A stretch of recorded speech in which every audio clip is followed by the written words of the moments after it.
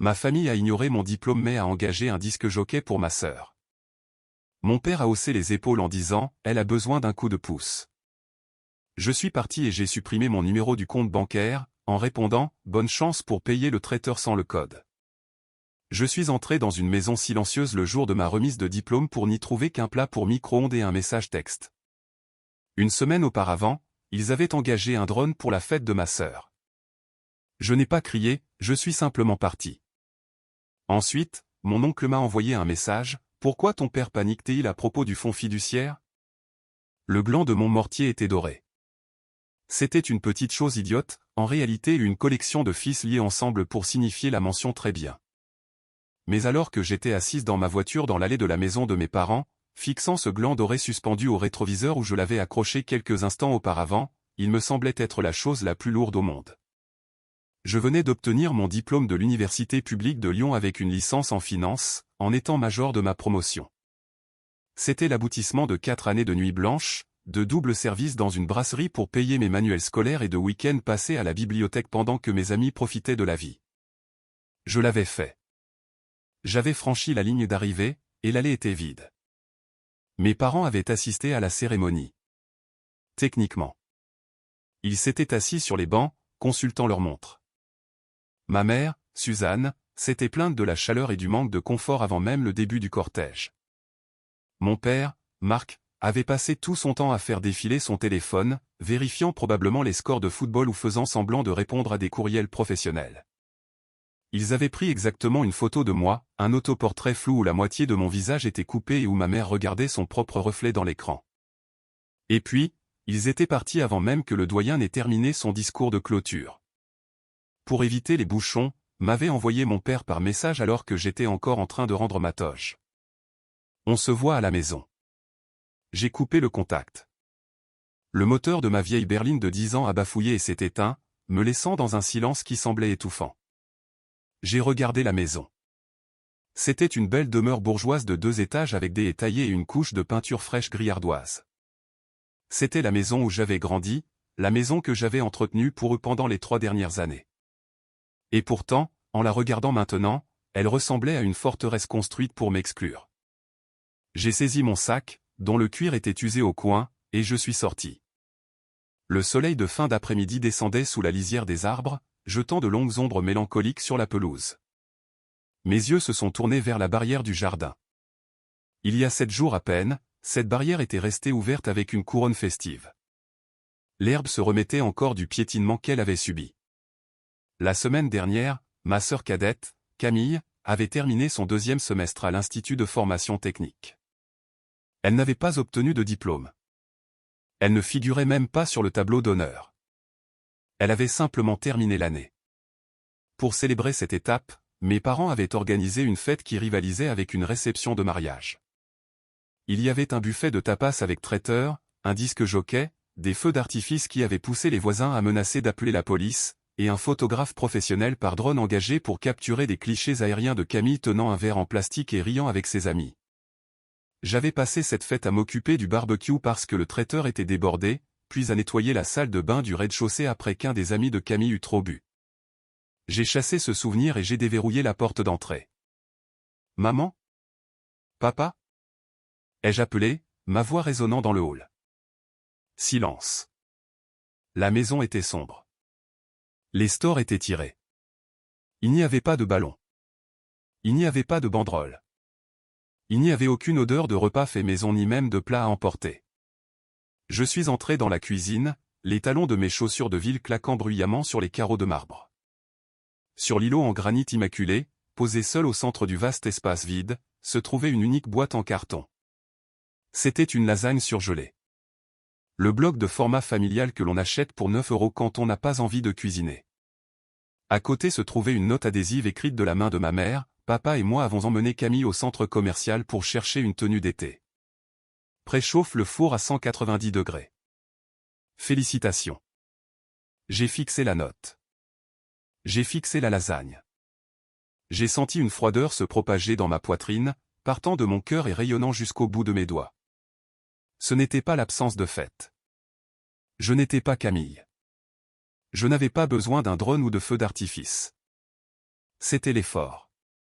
C'était l'absence absolue et totale d'effort. Mon téléphone a vibré dans ma poche. Je l'ai sorti. C'était une notification de la discussion de groupe familial. Maman a envoyé une photo. C'était une photo de Camille dans une cabine d'essayage, tournoyant dans une robe d'été qui coûtait probablement plus que tout mon budget de manuel scolaire pour le semestre. La légende disait « Notre petite passionnée de mode ». Tellement fière de ses ondes estivales. Puis un second message, presque comme une réflexion après coup, « Élise, félicitations pour ton diplôme. N'oublie pas de relever le courrier. » Le téléphone a glissé de ma main et a claqué sur le comptoir. J'ai regardé le bloc de pâtes surgelées, puis la cuisine sombre et vide. Le silence n'était pas paisible. Il était violent. Il hurlait contre moi. Il me disait exactement où je me situais dans la hiérarchie de cette famille. La trahison n'était pas dans l'action elle-même, elle était dans l'indifférence. La trahison était pire que le diagnostic d'une maladie terminale parce que c'était un choix qu'il faisait chaque jour. Il ne m'oubliait pas simplement, il choisissait activement de ne pas se souvenir. Je suis resté là pendant un long moment, le bourdonnement du réfrigérateur étant le seul son dans la pièce. Je n'ai pas pleuré. Je pense que j'avais pleuré toutes les larmes que j'avais pour eux il y a des années, quelque part entre mon 16e anniversaire, qu'ils avaient oublié parce que Camille avait un spectacle de danse, et le jour où j'avais reçu ma lettre d'admission. Qu'ils avaient utilisé comme dessous de plat pour leur café. Au lieu de larmes, j'ai ressenti une clarté étrange et froide. C'était comme si un brouillard s'était levé, révélant les rouages de ma vie pour ce qu'ils étaient vraiment. Je n'étais pas une fille pour eux. J'étais une utilité. J'étais l'appareil fiable qui permettait à la maison de fonctionner, aux finances d'être contrôlées et aux problèmes d'être résolus afin qu'ils puissent concentrer toute leur énergie sur l'idole dorée qu'était Camille. La porte d'entrée s'est déverrouillée. Des voix sont arrivées. Je dis juste, Marc, que la bleue était plus flatteuse, la voix de ma mère portait dans le couloir. Elle coûtait 280 €, Suzanne, a grommelé mon père, bien qu'il n'y ait pas de véritable colère. Il ne leur disait jamais non. Ils sont entrés dans la cuisine, des sacs de boutique de luxe bruissant dans leurs mains. Camille était en tête, rayonnante et rouge d'excitation. Elle s'est arrêtée en me voyant debout près de l'îlot, toujours dans ma robe de cérémonie, la lasagne surgelée intacte sur le comptoir. « Oh, salut !» a lancé Camille, en rejetant ses cheveux. « Tu as vu la robe ? Elle est trop mignonne. Maman dit que je peux la porter à la villa du lac d'Annecy ce week-end. » Maman a suivi, jetant ses clés sur le comptoir. Elle a jeté un coup d'œil à la lasagne. « Élise, ma chérie, pourquoi n'as-tu pas mis cela au four ? Nous sommes affamés. » Faire les boutiques est épuisant. Elle ne m'a pas regardé. Elle a regardé derrière moi l'affichage du four, vérifiant l'heure. « J'ai obtenu mon diplôme aujourd'hui, » ai-je dit. Ma voix était basse, mais elle était ferme. Mon père est entré le dernier, desserrant sa cravate. Il m'a regardé, puis a regardé la lasagne, avant de faire un geste dédaigneux de la main. Nous savons, Élise. Nous y étions. Nous t'avons vu traverser la Seine et tout le reste. Bon travail. Vous êtes parti, ai-je dit. Vous êtes parti avant même que je ne reçoive mon diplôme. Papa a soupiré, le soupir lourd et exagéré d'un homme qui a l'impression d'être injustement accablé. Il s'est approché du réfrigérateur et a pris une bière. Les embouteillages allaient être un cauchemar, Élise. Tu sais comment je suis quand ça ne roule pas. De toute façon, c'est fini maintenant. C'est cela l'important. Vous avez organisé une fête pour Camille avec un photographe par drone la semaine dernière, ai-je dit. Je n'avais pas prévu de le dire. Les mots sont sortis de ma bouche, lourds et tranchants. Pour avoir terminé un semestre. J'ai obtenu mon diplôme avec mention, et vous m'avez acheté une lasagne surgelée. Le silence s'est installé dans la pièce. Camille semblait mal à l'aise, faisant semblant de s'intéresser à ses ongles. Maman s'est raidie, son expression passant de la distraction à l'agacement. « Oh, arrête ça !» a lancé maman, en agitant la main comme pour chasser une mouche. « Ne sois pas dramatique. Tu sais à quel point tu es sensible. » Je ne suis pas dramatique, ai-je dit, me tournant vers mon père. Je demande pourquoi il y a une telle différence. Pourquoi reçoit-elle des feux d'artifice pour le simple fait d'exister, alors que je reçois un repas pour micro-ondes pour avoir excellé? Papa a ouvert sa bière, le sifflement du gaz résonnant comme un coup de feu dans la cuisine silencieuse.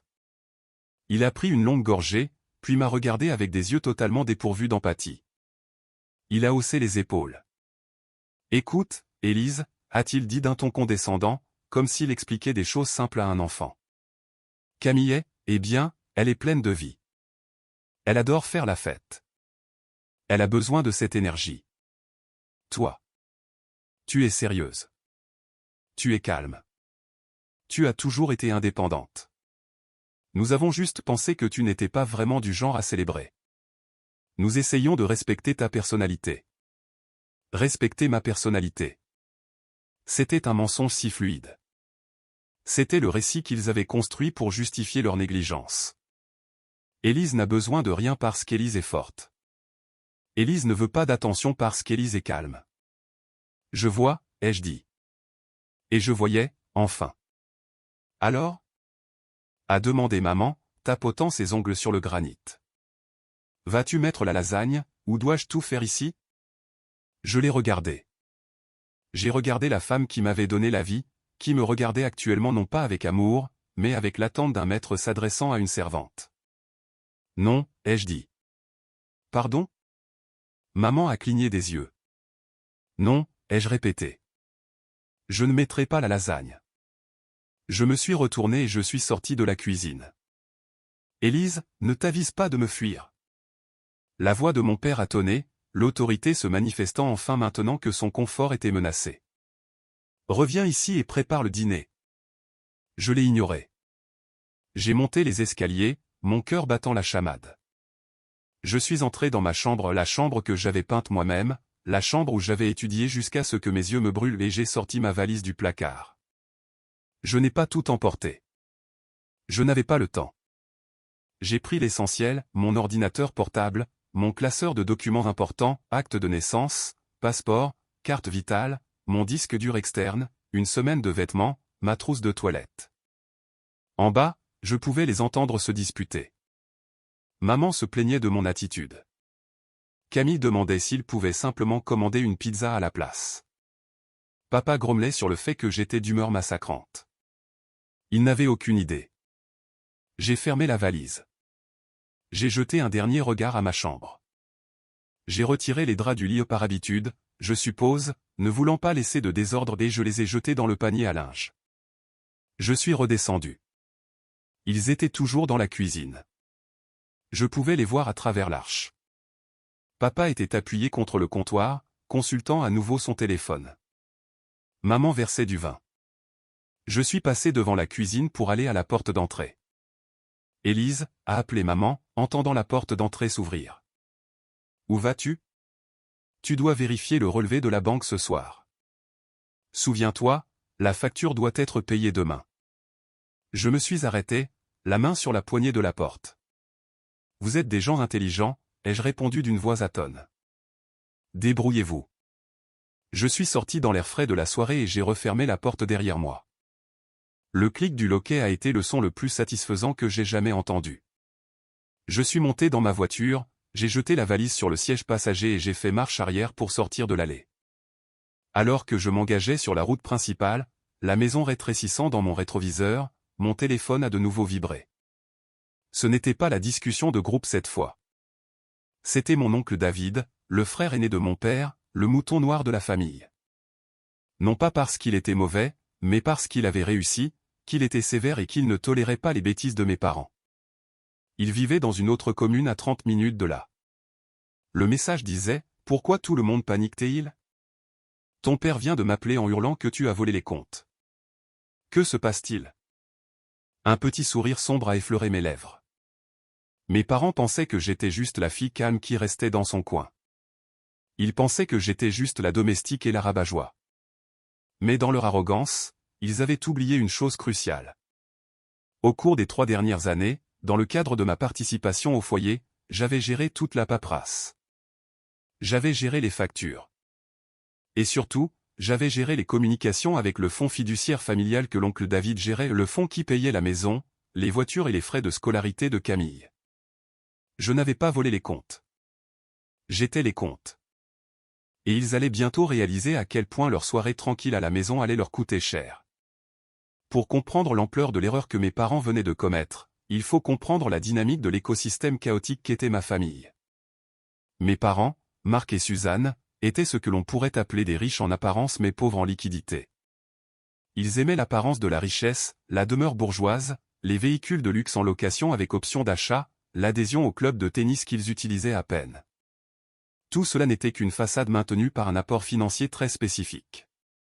Cet apport provenait de la succession de mon grand-père, désormais contrôlé par l'oncle David.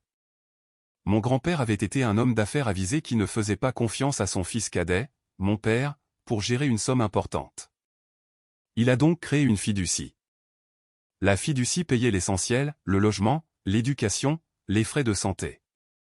Elle ne payait pas les vacances, les vêtements de créateurs ou les photographes par drone. Cependant, mes parents étaient des maîtres de la comptabilité créative, ou plutôt, ils m'avaient forcé à en être la maîtresse. Depuis que j'avais 19 ans, l'accord était simple, je vivais à la maison sans payer de loyer pendant que je terminais mes études, et en échange, je gérais l'administration du foyer. Au début, je pensais que cela signifiait les corvées. J'ai vite compris que cela signifiait protéger mes parents de la réalité. C'est moi qui détaillais les justificatifs pour les contrôles trimestriels de l'oncle David. C'est moi qui devais classer les voyages de Camille à Saint-Tropez comme des séminaires de formation sur les rapports de dépenses. C'est moi qui me connectais au portail, payais les fournisseurs d'énergie et jonglais avec les cartes bancaires pour éviter que leurs découvertes ne deviennent critiques.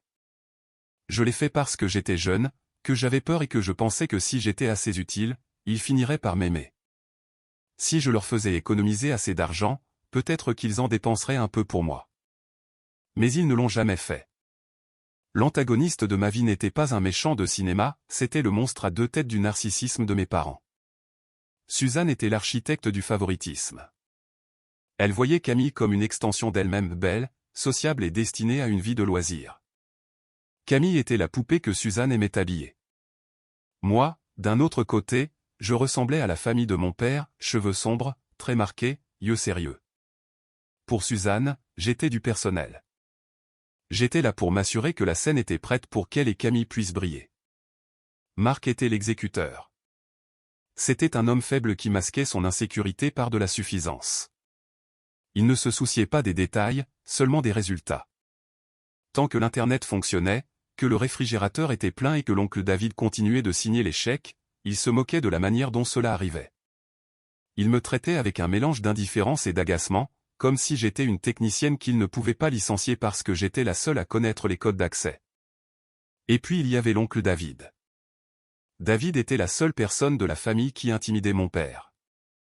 C'était un ancien avocat d'affaires, un homme qui considérait les émotions comme des distractions inutiles. Il tenait les cordons de la bourse. S'il soupçonnait une fraude ou un usage abusif des fonds, il avait le pouvoir de geler les avoirs immédiatement. Mes parents avaient passé des années terrifiés à l'idée que David ne découvre leurs habitudes de consommation. Ils comptaient sur moi pour servir d'écran. Ils comptaient sur mes dossiers méticuleusement préparés pour satisfaire David et maintenir le flux d'argent. Ce soir, cependant, l'écran venait de disparaître. Alors que je m'engageais sur l'autoroute, me dirigeant vers le seul endroit où je pouvais aller, mon téléphone a sonné. C'était ma mère. J'ai laissé l'appel aller vers la messagerie. Il a sonné à nouveau. Mon père. Messagerie. Puis un message de Camille, papa est en train de craquer. Il dit que tu as bloqué l'accès au compte. Il ne peut pas payer la commande de pizza. Arrête de faire ton intéressante et envoie le mot de passe. J'ai ri. C'était un son sec. Je ne les avais pas bloqués. J'avais simplement changé le numéro d'authentification à 2 facteurs de mon téléphone pour, eh bien, celui de personne. J'avais supprimé mes coordonnées. Le système essayait maintenant d'envoyer un code de vérification à une ligne fixe que nous avions supprimée il y a 5 ans. Mais ce n'était pas le vrai problème. Le vrai problème était le courriel qui se trouvait dans mes brouillons. L'oncle David m'avait envoyé une demande il y a 3 jours.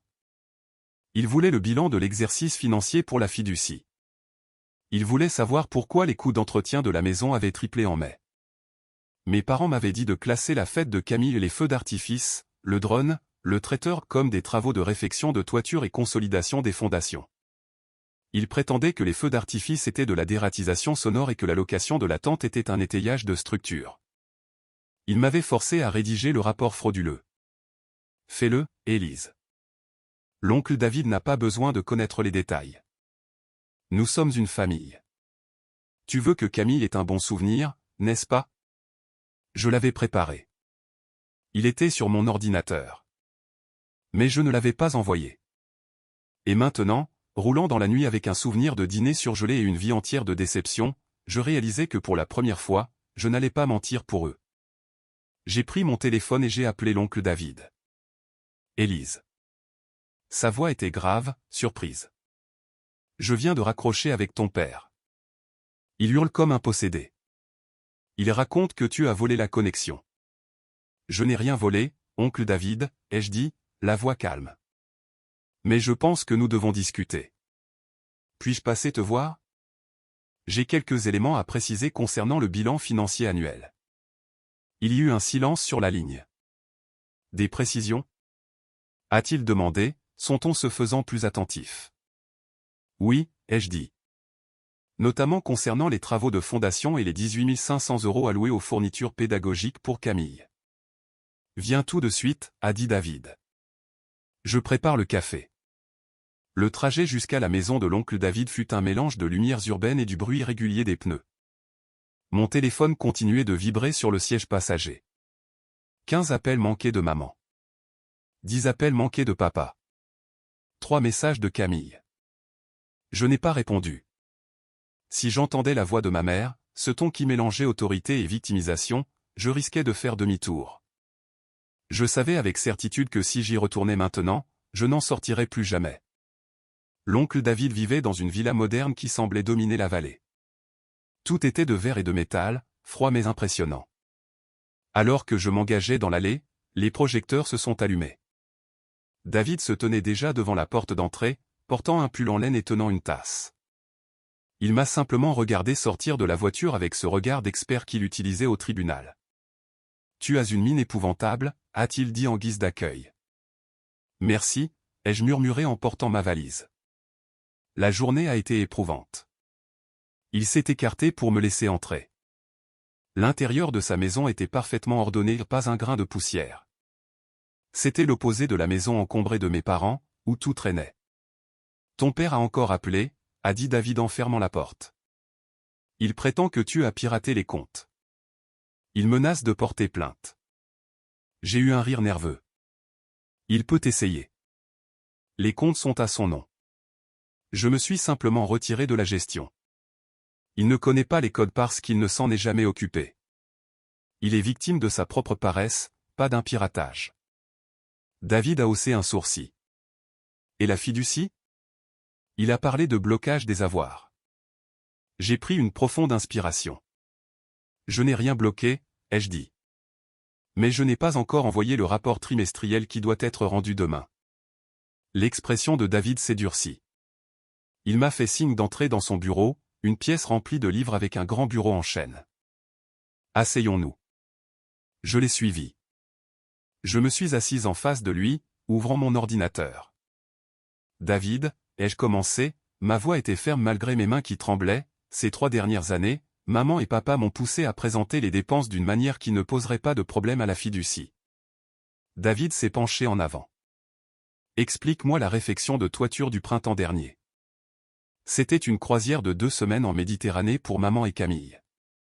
Et le supplément de formation pour les cours de Camille? C'était un apport pour une nouvelle voiture décapotable pour son anniversaire. David n'a pas bougé. Il m'a fixé sans rien dire. Et la réparation des fondations de ce mois-ci? La fête de diplôme de Camille, ai-je dit. Feu d'artifice, photographe, buffet pour 50 personnes. Je vois, a dit David calmement. Et tu les as aidés? J'avais 19 ans au début, ai-je dit, la voix un peu serrée. Je vivais chez eux. Ils m'ont dit que c'était de l'optimisation.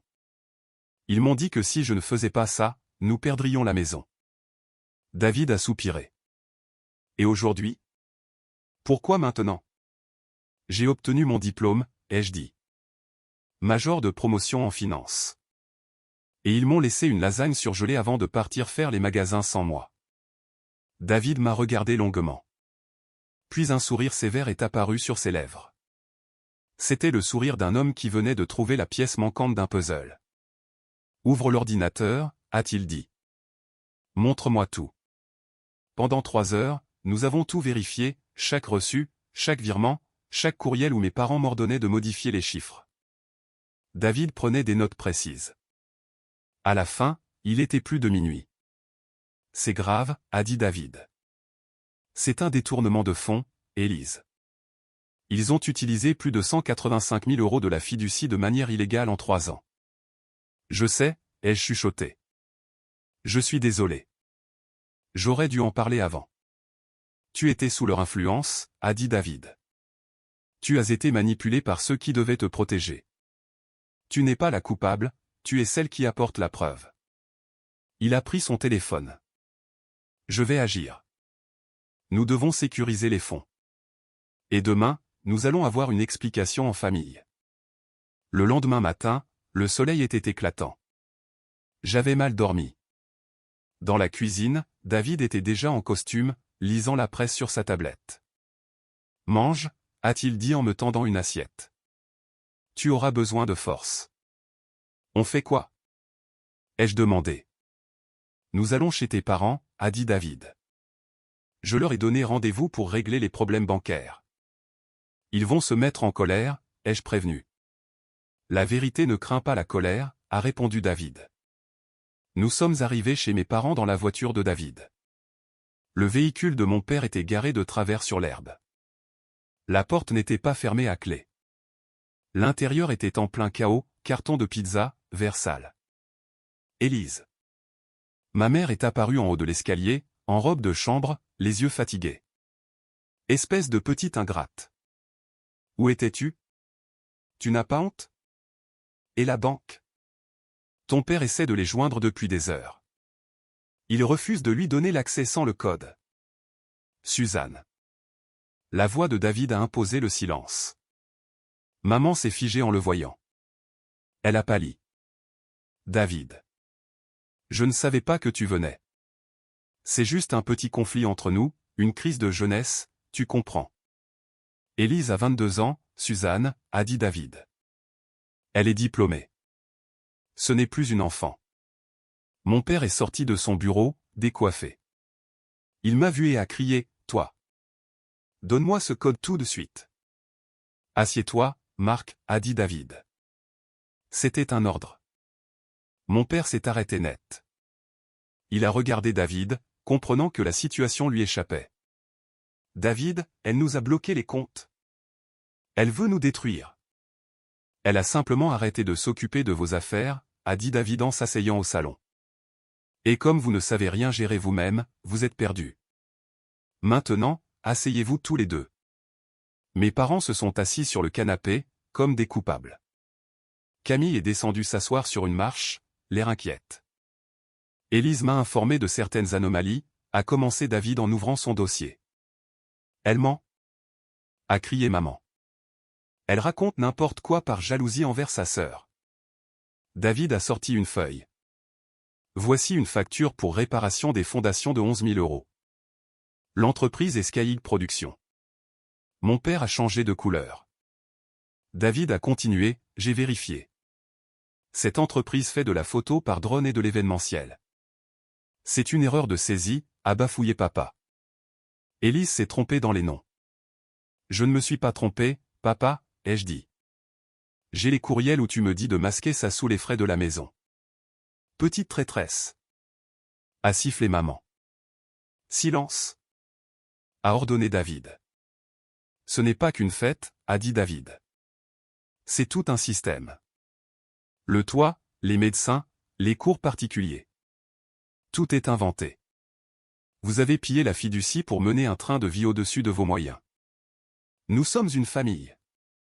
A pleuré maman. Nous voulions que nos filles ne manquent de rien. C'est un crime de vouloir le bonheur de ses enfants? De l'un de vos enfants, ai-je précisé. Camille a eu une fête incroyable. J'ai eu une lasagne surgelée. On s'en fiche de ta lasagne. A hurlé mon père. C'est juste un détail. Pas pour moi, a dit David. Ni pour la fiducie. Les règles sont claires, Marc. L'argent est pour le nécessaire, pas pour le luxe ou les caprices. On va rembourser, a dit papa, paniqué. On va faire un crédit sur la maison. La maison ne vous appartient pas, elle appartient à la fiducie, a rappelé David. Et vous n'avez pas d'argent. Vous êtes ruiné, Marc. Sans cet argent détourné, vous n'avez plus rien. Le silence est devenu pesant. Mes parents se sont regardés, comprenant enfin la gravité de la situation. Ils ont alors essayé de s'en prendre à moi une dernière fois. C'est elle la responsable, a crié maman. Elle a tout manigancé. Elle a dû garder de l'argent pour elle. C'est elle l'experte en finance. David n'a même pas sourcillé. J'ai vérifié les comptes d'Élise. Elle n'a presque rien.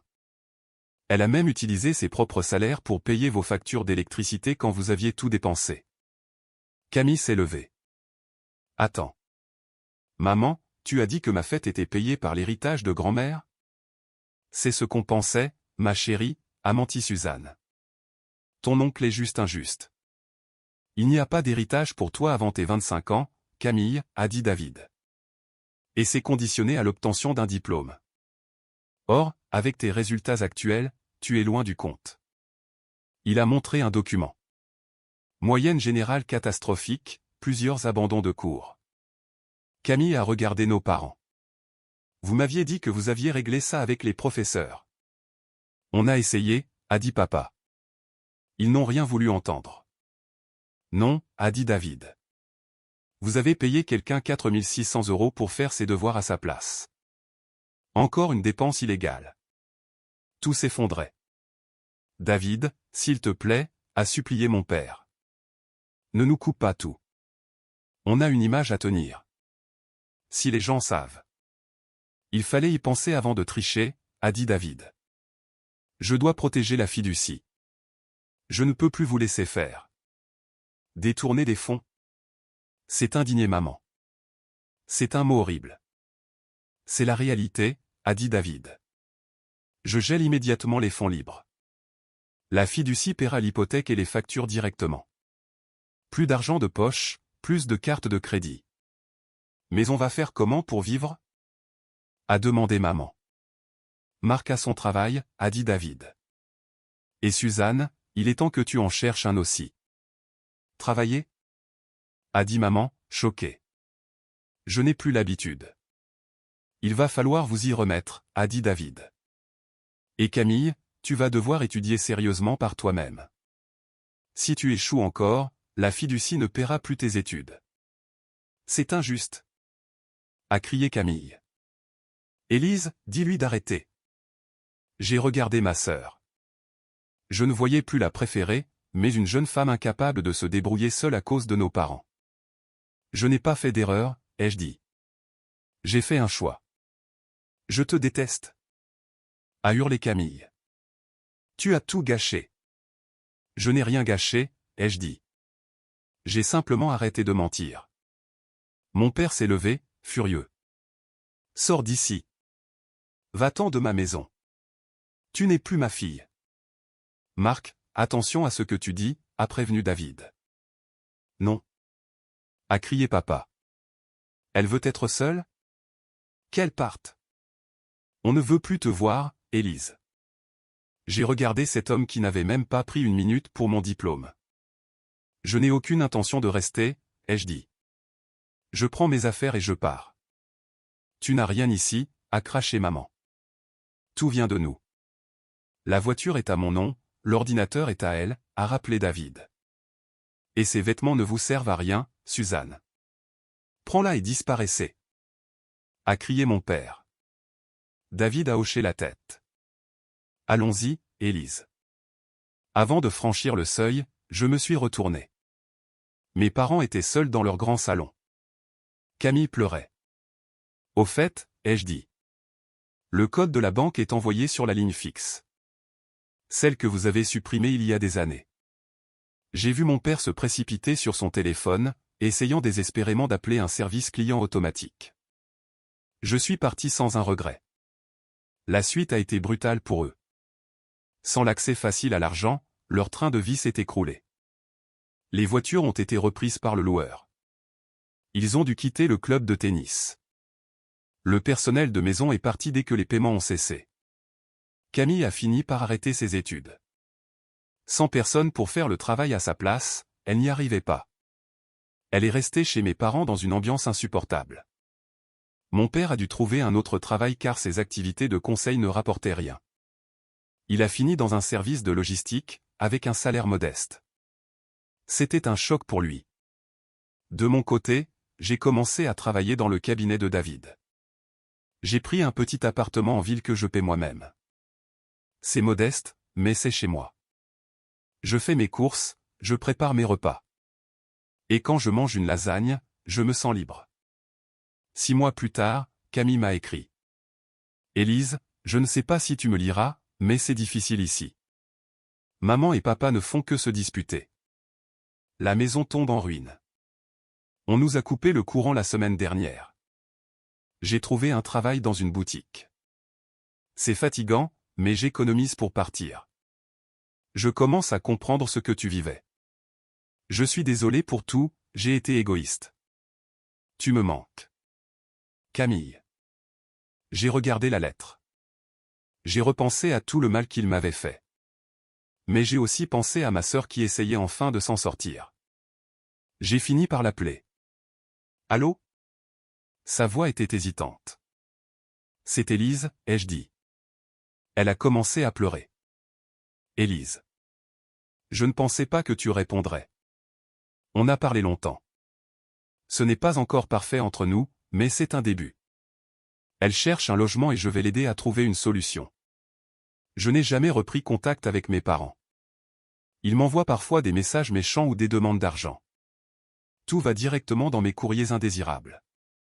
Chaque dimanche, je dîne avec l'oncle David. Il m'apprend les échecs. Il dit que je suis doué pour la stratégie.